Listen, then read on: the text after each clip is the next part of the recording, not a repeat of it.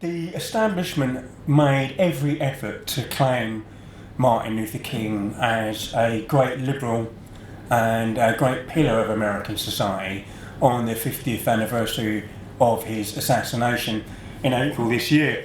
And there's a great many people spoke out. The FBI released a statement of, praise for King, which would have been news to King in his time.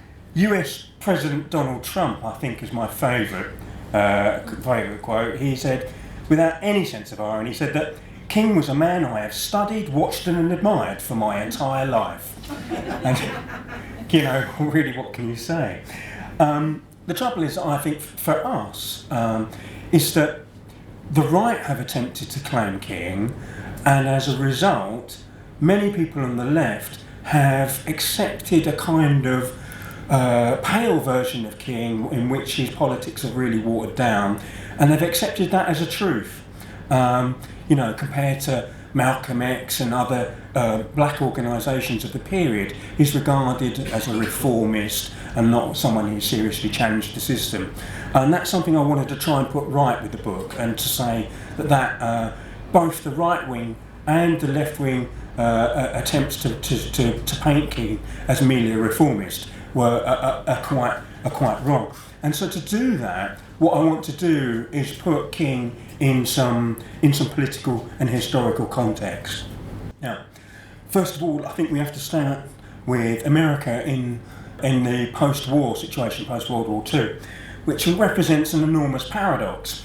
On the one hand, America is telling all the countries that are emerging from colonialism that it is the foremost democratic power in the world, that it is not one of the colonial oppressors, that it supports freedom, it supports their independence, and crucially, that all those countries should rally towards the US rather than rally towards the Soviet Union, which is the other main polar attraction.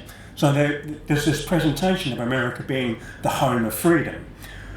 The paradox comes for all the thousands of soldiers, black American soldiers, who went to fight in Europe and the Pacific during the Second World War, and returned to the deep south of the United States to find that all of the prejudice, the dictatorship, the violence that they thought that they were fighting against when they were fighting Nazism and fascism, actually continued to reign supreme in the South. But the problem wasn't confined to the South. In the North, the capitalist class and the ruling class had certainly made a decision that they would not implement the kind of legal segregation of Jim Crow that typified the South. They instead favoured a system that was far more de facto, and that, what I mean by that is that black people, in the majority case in the North, were at the poorer end of the income scale and were segregated by their lack of money. It wasn't that there were laws so much preventing people from living in particular areas, although there was zoning, which we can talk about later. It wasn't laws stopping you getting an integrated sandwich or cup of coffee in the North, but your lack of ability to pay was one of the reasons why the North looked segregated as well as the South. But in this situation, from the First World War onwards, we see a massive migration of poorer black Americans moving from the South to the cities, primarily but not exclusively in the North. So you get the growth of southern cities as well as northern cities, and this move has an enormous effect on people who had previously been small farmers or sharecroppers. When you're a small farmer and you're living in an isolated farmship that's often miles away from your nearest neighbour, the ability to be terrorised by your landlords, by merchants, by the Ku Klux Klan or any other force is much greater, because your ability to collectively resist is much reduced. In the city, black people were finding that their sheer scale, their numbers, meant that it was much easier to protect themselves and to mount any kind of resistance. And that feeling of confidence that grows results in a kind of new militancy amongst black people that was to spread from the sort of mid-1930s onwards, right the way through to the end of the century, in part. And you can see examples of the new confidence in many different areas, but what I want to concentrate on is in the political arena. And I think you can see it probably best in December 1955, when Rosa Parks takes her seat at the front of a bus in Montgomery, Alabama, and sparks a year-long boycott of the buses. Now, in most conventional histories, Rosa Parks is presented as a very simple figure, isn't she? She's she's a seamstress. She's very tired. She no seats anywhere else. She sits at the front of the bus and then refuses to be moved. It's utter nonsense. Rosa Parks was a committed activist who'd spent time amongst communists in the 1940s. Was recently returned from the Highlander Folk School, which was essentially a training camp for future activists in the civil rights movement. And she had this to say of herself. She said, "I had almost a life history of being rebellious about being mistreated because of my colour." She was a radical, a self-declared radical, and someone who acted with absolute forethought about what she was doing. It was a planned intervention. But it wasn't Rosa Parks who rose to become the leader of that struggle. It was a 26-year-old Martin Luther King who had recently arrived in Montgomery for his first posting after finishing divinity school in Atlanta, Georgia. And he arrives, and in his autobiography, he says, I was very wet behind the ears. I had no concept of myself as a leader, and almost as soon as I arrived, I'm plunged into the midst of this bus boycott and forced into a leadership position. And that, I think, tells you something about how he saw himself. In the course of 1956, 95% of people in Montgomery, black people, refused to use the buses. The strike was incredibly effective.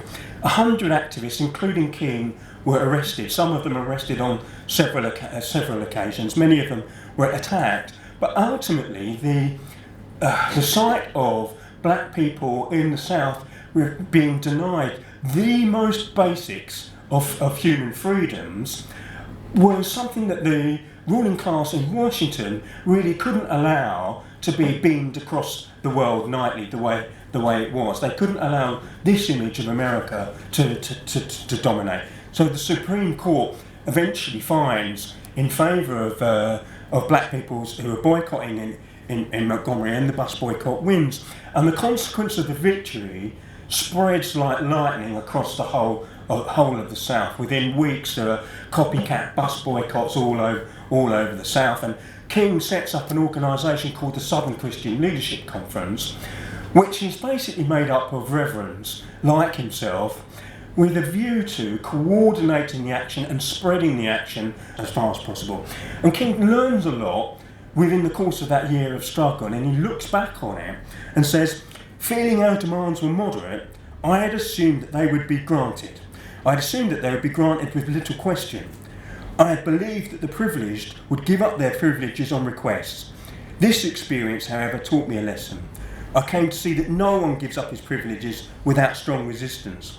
I further saw that the underlying purpose of segregation was to oppress and exploit the segregated, not simply keep them apart." I think that's quite a remarkable conclusion for someone who's just been through a year of struggle. He's worked out not only that the tactic of simple reform, the demand for simple reform, is not going to be easily met, but also he's worked out that the nature of segregation is based upon the idea of exploitation. Very important concepts, I think.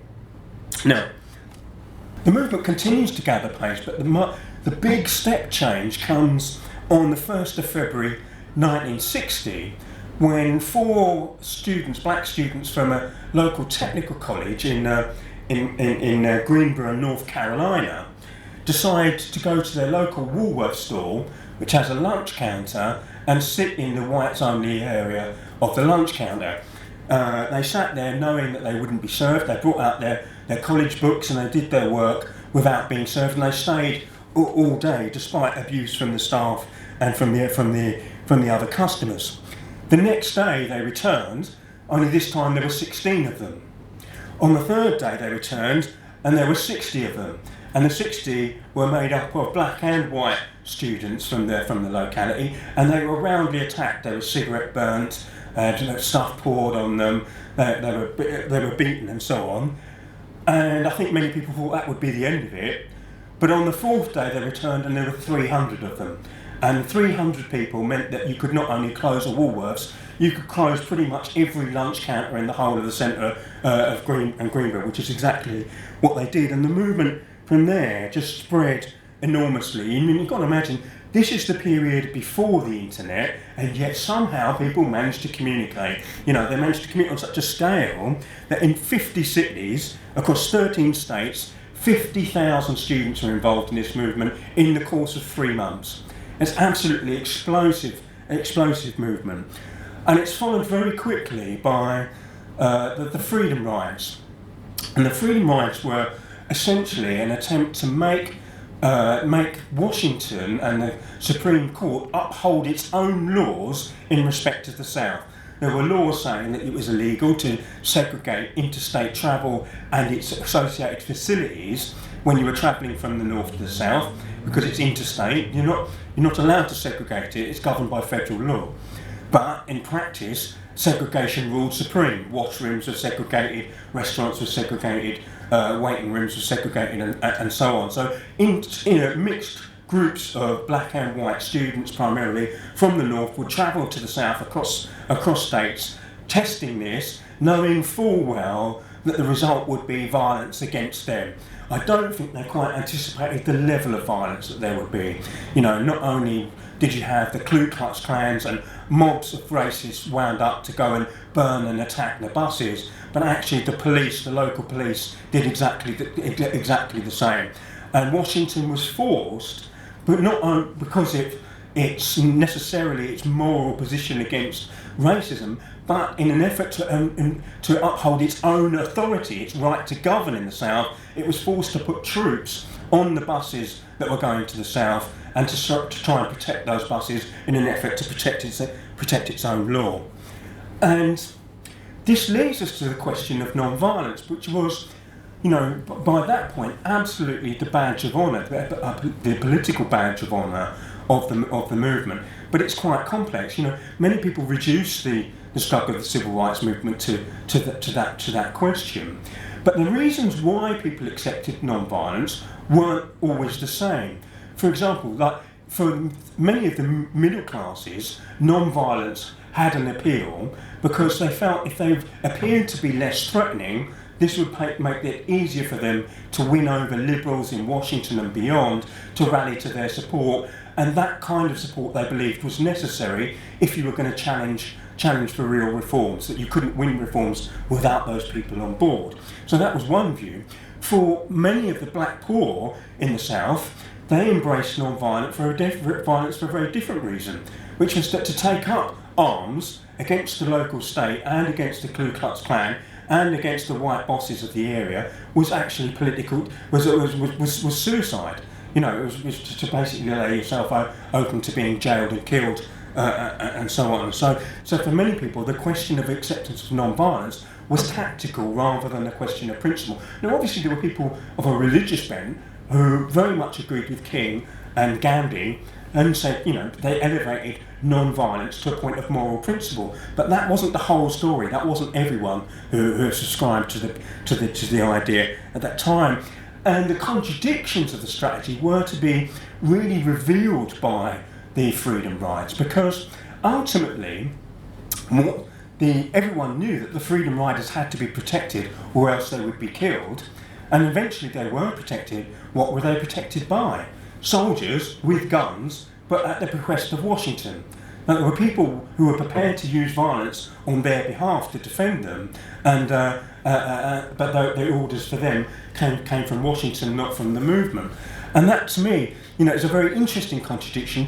At the time, when we were winning one victory after another, the contradiction doesn't necessarily assert itself within the ranks of the movement. But further down the line, the contradiction would really blow up. 1963 marks a crucial turning point year in the battle for civil rights. Between June and the March on Washington in August of that year, there were 758 demonstrations in 186 cities, resulting in 14,733 arrests. So it's a huge movement. It's growing all the time, its militancy is growing, and the demand of the movement is no longer this kind of "we demand reform." Now the main central slogan is "freedom now." We won't be put off any longer, we'll take no more excuses, we demand our freedom immediately. And it rejected all the talk of slow change, piecemeal reform, be patient, and so on. And as the victories came and the movement grew, so the leadership grew more ambitious about its targets, and in particular setting the target of Birmingham, Alabama. Now, Birmingham is a major city in the south with a very large working class population, and the aim of the civil rights movement was to try and fill the jails of Birmingham and expose the leadership, but in particular expose the police chief, a man called Eugene Bull Connor, who was an absolutely brutal racist. And the city of Birmingham itself was really, the Johannesburg, really, of the South. It was the racist citadel of the South, when there was a federal ordinance that instructed all public parks be opened to black and white. The local authority decided to close every single local park under its jurisdiction, rather than obey the law. And so you have this capital of racism being assaulted, and what they wanted, what the civil rights movement's leaders wanted, was not only to fill the jails, but to expose the violence that the state was using in Birmingham to millions of people across America and across the world. And so they launched a series of demonstrations in which King makes very big appeals to the black working class of the city to join the demonstrations and to make the movement more of a movement of workers than it had been up until that point. And he finds by Easter, by Good Friday of the campaign, which was about three or 4 days into the main demonstrations, that the tactic has only been partially successful. Although they mobilised much bigger numbers than anyone had done before, they weren't being successful in filling the jails, and had not yet really seen the real Bull Connor unleashed. And at that point, King makes a decision to call on school children to come out onto the protest. And no one really knew what was going to happen when he made that call, because up until that point, no one had appealed to school kids. Students had certainly been involved in a massive way, but school children not. And so the appeal goes out, and no one knows whether they'll answer it, whether they'll be disciplined enough to follow the plan, and so on. But they came absolutely in their thousands, and at an appointed time, they all kneeled to pray. And at exactly that time, as if choreographed, Bull Connor unleashes the dogs, the fire hoses and the paddy wagons, and they set loose on the kids. And they're all through the newspapers for the next week is pictures of police attack dogs ripping the clothes and the flesh off children, and their fire hoses being directed at unarmed demonstrators. And this presents an enormous dilemma for the Kennedy administration now in Washington. It presents a dilemma because this movement in the South is now no longer a conventional political movement that can be contained. It is now a rebellion. And as a rebellion, it threatens to spread not only geographically, but spread into the centres of profit. It could hit all kinds of parts of industry, it could bring whole cities to a standstill, and threatens really to make the South ungovernable. And for that, it creates a sense of panic around Washington. And you couple that together with its deteriorating self-image as projected, and you get this sense of Washington feels that it has to act. But Washington is somewhat constrained. It's constrained because the main political party that runs the South is, of course, the Democrats. The Democrats are the party of Kennedy, and Kennedy knows that in order to grant rights to black people in the South, he has to take on people who've actually supported his presidency, and he's only prepared to go so far on that question. what he tries to do is to find a balancing point. He says, I'll offer as little to the civil rights movement as they can accept to be able to call a victory, and I'll offer them a small amount, and I'll offer as much as I'm able to get away with my Southern Dixiecrat support and without losing their support. And so he tries to find the balancing point between that, and what you end up with is the Civil Rights Act of 1963, which is the first piece of civil rights legislation, but Kennedy hoped would be the last.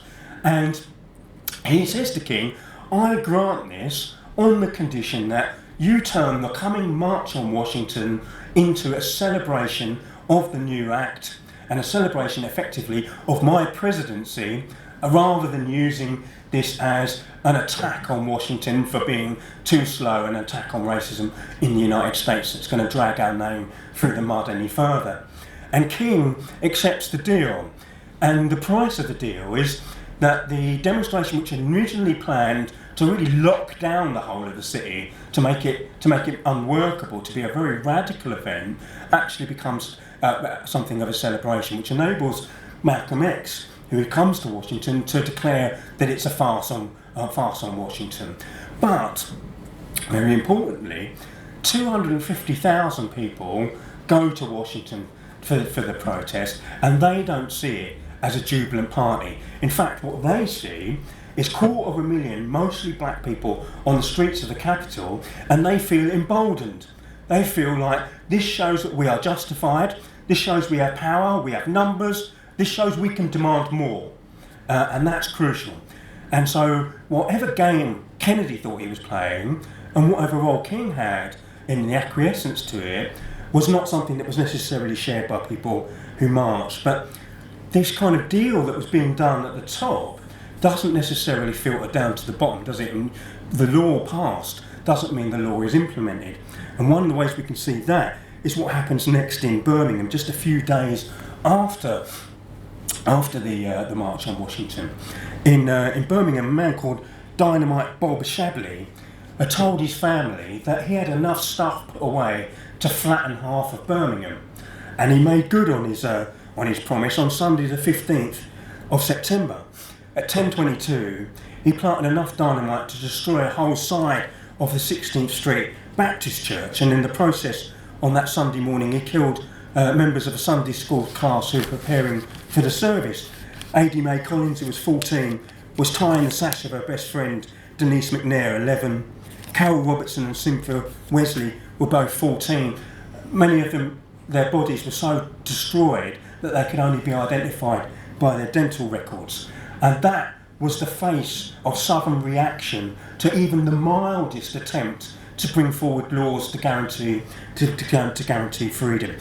And it left the non-violent strategy that King had pioneered in tatters. And so the movement then really begins to split into two sides, which can be characterised as sort of young against old, but not quite accurate, in the sense that what you really saw is that the middle class elements of the movement, particularly those who had arisen with the church, stuck rigidly to the question of non-violence because they were morally committed to it and they were politically committed to it. They still believed that an alliance with the Liberals was the only way forward, whilst the younger elements increasingly looked to a more radical solution, making demands upon the state that they knew the state had no intention of delivering on, because it was right to do so, because the rights were correct to argue for.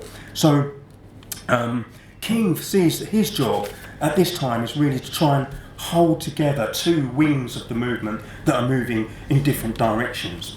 Now, one of the charges made against King at this time is that he seems to be arguing for the situation of the North to be created in the South, i.e. the abolition of segregation. But people who lived in the North said, come to the North and look at how we live. We live in ghettos, our children have substandard housing, we have infant mortality rates compared with that of newly developing countries. You know, we have terrible police harassment and police murder and so on. And so King is stung by this criticism and organises a campaign in Chicago. But it's an absolute failure of a campaign. Failure not because of King's inability to organise, But what happens is that when he turns up in Chicago, all of the people, including Mayor Daley and all the rest of the Democratic establishment, who had patted him on the back when he was fighting against racism in the South, now turned on him when he turned up on their doorstep demanding change that would involve a redistribution of wealth. If you were going to solve these problems, you were talking about transferring money and big money to the poor. And so they not only abandoned him, they attacked him. They set loose the police on him and his demonstrators. And coupled with this, really were a whole series of setbacks that made King's position very difficult. On the one hand, after the voting rights legislation, which was passed in '65, Washington was not prepared to offer any further meaningful civil rights legislation. As far as they were concerned, that's job done. The fact that most black people are still living in terrible conditions was none of their business. The white liberals and the Northern Democrats wouldn't support any struggles that entailed a big redistribution of wealth, and so they abandoned him. And the frustrated youth of the movement were not only talking about the need for more radical politics, but they were increasingly demanding the right to armed self-defence when they were operating in the South, so that no more activists would be lynched and murdered. They were talking increasingly about their distrust of white liberals in particular, but it gradually becomes whites in general, who they now regard as something as the most unreliable of allies. And King is absolutely wrecked by this state of affairs, and he spends a lot of time examining his own politics and responses to the situation, and deeply questioning himself. But he also spends time amongst the young activists and talking and arguing with them.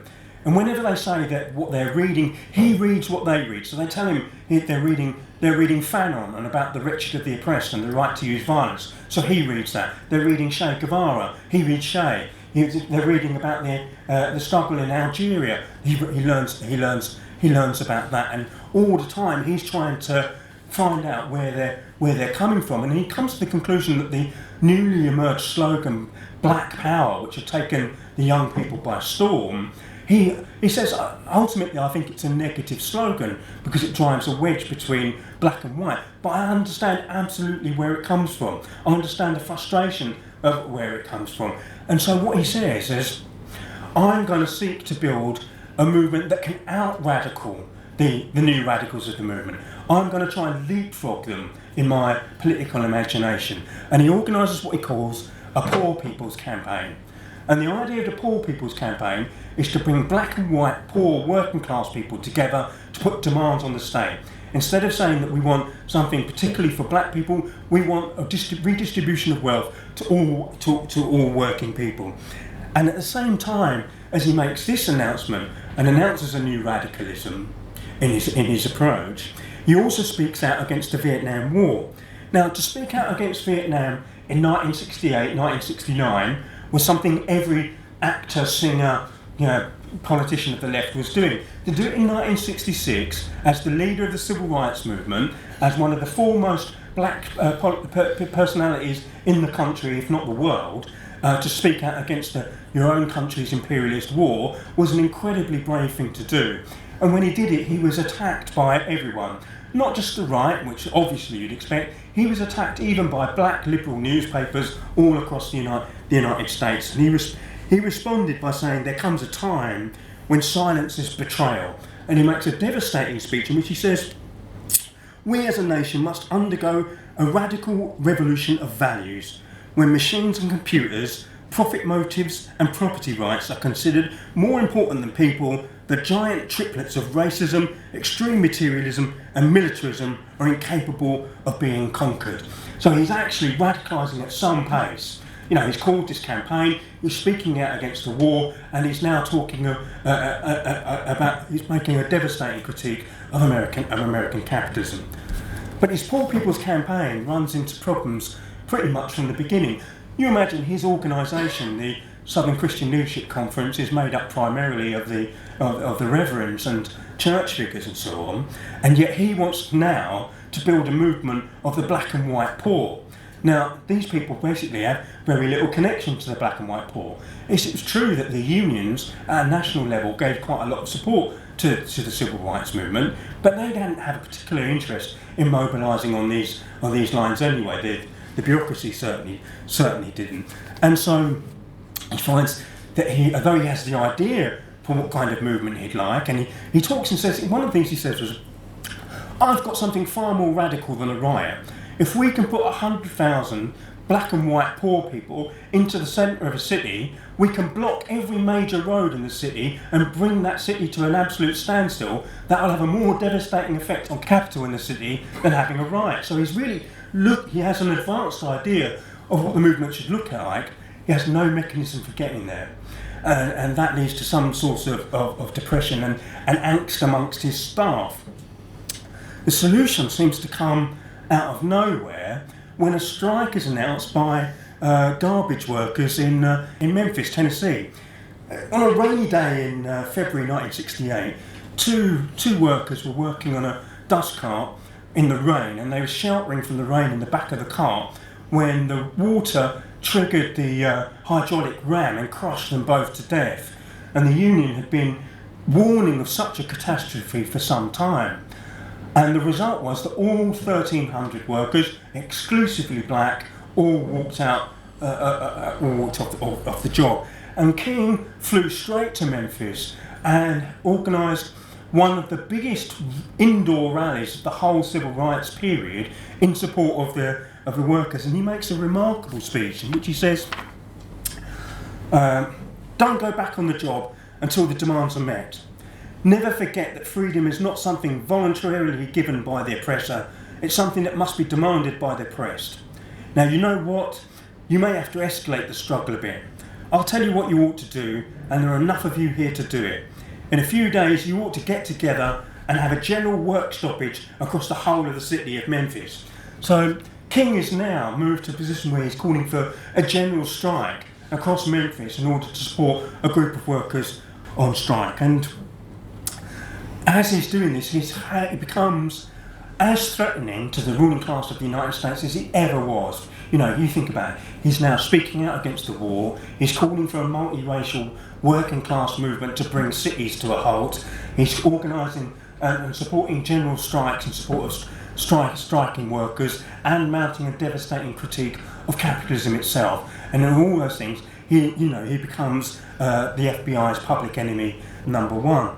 And it's no accident, at this point, the threats against his life grow massively. So, on his way to speak at his last engagement in Memphis, there's a bomb found on his plane. When he gets to Memphis, he's attacked in a very coordinated fashion by a group of racists who knew what his plans were and so on. And also, he receives bullets from the FBI telling him to kill himself, or else they were going to release information which would damage his personal relationships and so on. And at that point, obviously, on the 4th of April, 68, at the Lorraine Motel, whilst in Memphis to support the striking workers, he's shot and killed.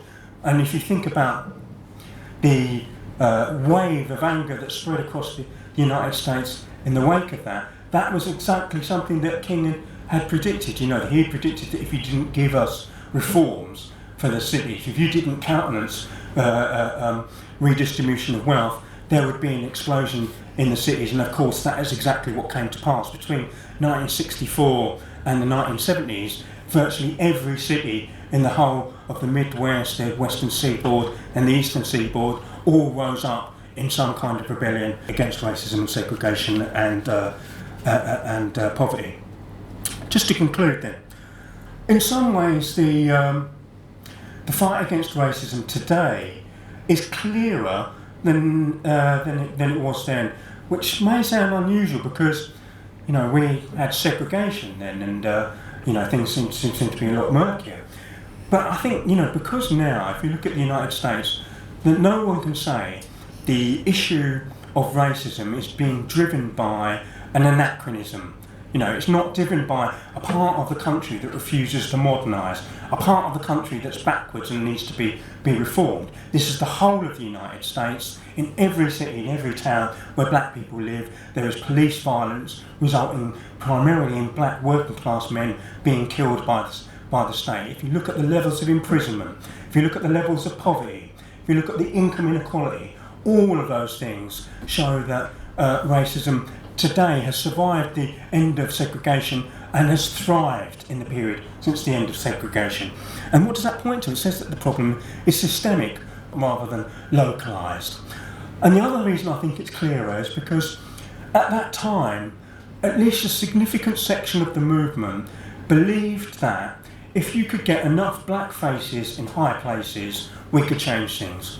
If we could get enough black Democrats elected into Congress and the House of Representatives, if we could get black state governors, we'd have black police chiefs, and so on. This was the mechanism. And of course, the culmination of that drive comes in 2008 with the election of Obama and the re-election in 2012. And of course that, the hopes of millions of people in America, and I'd say billions of people across the world, were projected onto Obama that he would be able to deal with the questions that King had raised, the militarism, the poverty, the racism that was endemic to US society.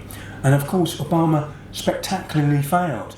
And I think, the main indices for that are, look at how the gap between the black poor and white poor grew under the Obama presidency by several percentage points. Look at the way Obama used more drones against people in Pakistan than even George Bush had done, the previous president. On so many key questions, Obama had failed. What does it tell us? It doesn't tell us that Obama was a weak individual. Anyone who's seen him knows how impressive an individual he is. It tells him that the system does not respect the elected office.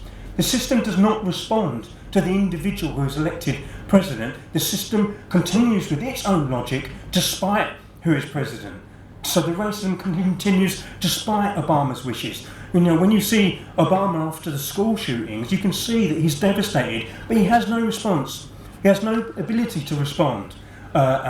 You can see after the rounds of police killings, he's devastated and talks about what it would be like if that happened to his own kids. He's unable to respond. He's supposed to be the most powerful man in the world, and yet he's absolutely powerless to act. And that's what I mean. I think it shows us that the problem is at a systemic level. And that means we have to think of it as a system-wide problem. If we're going to conquer racism, we have to conquer the system. And in this, I think the Memphis strike gives us a clue, because it's obviously symbolic that King chose a group of black workers doing the dirtiest of jobs, the lowest status of jobs, to go and lend his voice to. That speaks millions about where he was coming from politically. But it also shows, and it must have seemed to him at the time, that this idea that working class people could act for themselves was a key to unlocking one of his problems. If working class people didn't need to be organised from the outside by his Poor People's Campaign, but could themselves generate the kind of action that was necessary to bring about real change, then that could be the key to unlocking the situation. And I think that's a very important place for us to think about. And I think that we have to, lastly, answer the question that King set himself about what kind of society can replace this flawed and desperate capitalist society that we live under now. King never really answered his own question. He didn't really have an answer. He was still developing his ideas at the time of his assassination. But I think we do have some answers. I think we can say that we need a socialist society, a society based on the democratic allocation of resources and democratic control of our society. The tragedy was that in King's time, the ideas of socialism were deeply associated with the Soviet Union and Stalinism. The genuine socialist tradition was somewhat marginal. I think today, when we talk about socialism, you can see, the way socialism is getting a hearing in the United States in a way that it hasn't done for generations, and the way that it is certainly in Britain getting a hearing. It shows that the socialism is very much more in people's minds than it was, and it's up to us to capitalise on it and to turn, to be able to answer King's question about what do we replace capitalism with something more affirmative than just a hope.